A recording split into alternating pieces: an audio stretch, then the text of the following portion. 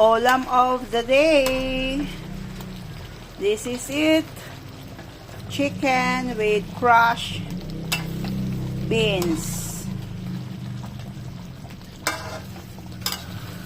So yummy. Nilagyan natin ng crushed beans ang ating chicken, mga friends. At saka carrots. This is carrots. And some spices. Okay. I will test this one. Sarap. Masarap na masarap.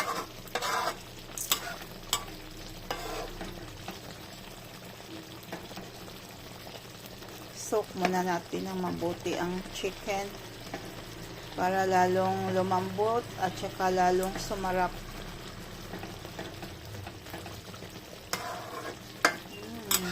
Sarap.